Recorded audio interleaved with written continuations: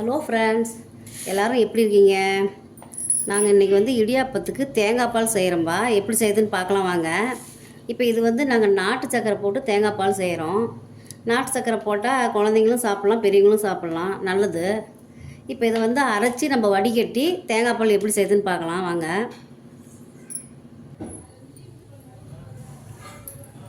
பாருங்கள், தேங்காய் வந்து நல்லா நைஸாக அரைச்சிக்கிட்டோம். இப்போ வந்து இது நம்ம தேங்காய் பால் வடிகட்டிக்கலாம். வடிகட்டி ஒரே ஒரு வெதுன்னு ஒரு சூடு மட்டும் பண்ணால் போதும். ஏன்னா நம்ம நாட்டு சர்க்கரையில் நம்ம செய்கிறனால வந்து திரியாக போயிடணும். அதிகமாக கொதிக்க வச்சோம்னா திரியாக வந்துடும். இதை வந்து நல்லா வந்து நம்ம புழிஞ்சிட்டு வெதுன்னு சூட்டில் நாட்டு சர்க்கரை போட்டு நம்ம இறக்கி வச்சுருந்தாங்க. தாங்க தேங்காய் பால் வந்து நம்ம இடியாப்பத்துக்கு அது சரியாயிடும். ஏலக்காய் வந்து பொடி பண்ணி வச்சுக்கலாம். இந்த மாதிரி எல்லாம் வடிகட்டிக்கலாம் நம்ம.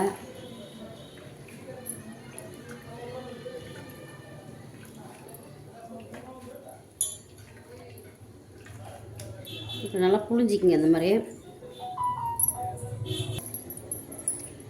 பாருங்கள். இது மாதிரி 2 பால் எடுத்துக்கோங்க. 3வது பால் கொஞ்சம் தண்ணியாட்ட இருக்கும். அது வேணும்னா நீங்கள் எடுத்துக்கலாம், இல்லைன்னா நம்ம 2 பால் மட்டும் எடுத்துக்கலாம். கொஞ்சம் திக்காக இருந்தால் நல்லாயிருக்கும் இடியாப்பத்துக்கு சாப்பிட்றதுக்கு.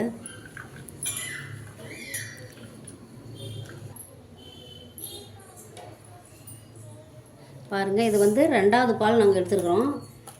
இதையும் நம்ம நல்லா புழிஞ்சிட்டு வடிகட்டி எடுத்து வச்சு இப்போ நம்ம வந்து கொஞ்சம் சூடு ஏற்றினா போதும்பா. கொதிக்க வைக்க தேவையில்லை. ஏன்னா நாட்டு சக்கரையில் வந்து நம்ம கொதிக்க வச்சோம்னா ரொம்ப திரிஞ்சு போயிடும். இந்த தேங்காய் பால் வந்து நம்ம வயிற்று புண்ணுக்கு கூட நம்ம அது குடிக்கலாம். அந்த மாதிரி செஞ்சு இது இடியாப்பத்துக்கு மட்டும் யூஸ் பண்ண தேவையில்லை, எல்லாத்துக்குமே யூஸ் பண்ணிக்கலாம். இந்த மாதிரி புழிஞ்சி பாருங்கள், நல்லா கொலன்னு இருக்குது, நல்லா கெட்டியாக இருக்குதுங்க பாரு. இதை வந்து நம்ம அப்படியே வயிற்று புண்ணுக்கு கூட இது குடித்தோம்னா புண்ணு நல்லா ஆறிடும். எல்லாத்துக்குமே இதை யூஸ் பண்ணலாம்.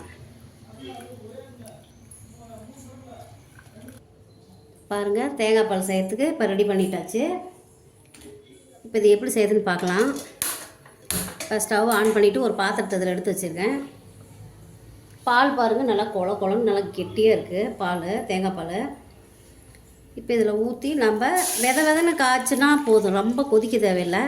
ஏன்னா நம்ம நாட்டு சர்க்கரையில் செய்கிறனால சூடு எதுனா போதும். சுகர்லேயும் அதே மாதிரி தான், கொதிக்க தேவையில்லை.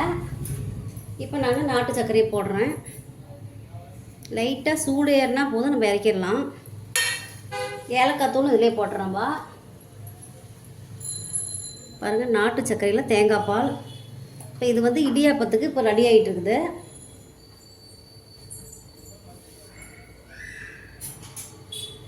பாருங்கள், சூடு ஏறினா போதும்.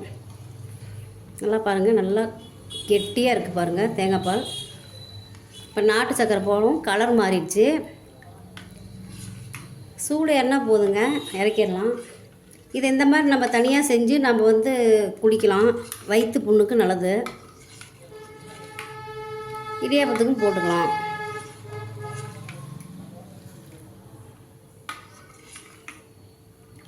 சூடு ஏறினாவே போதுங்க.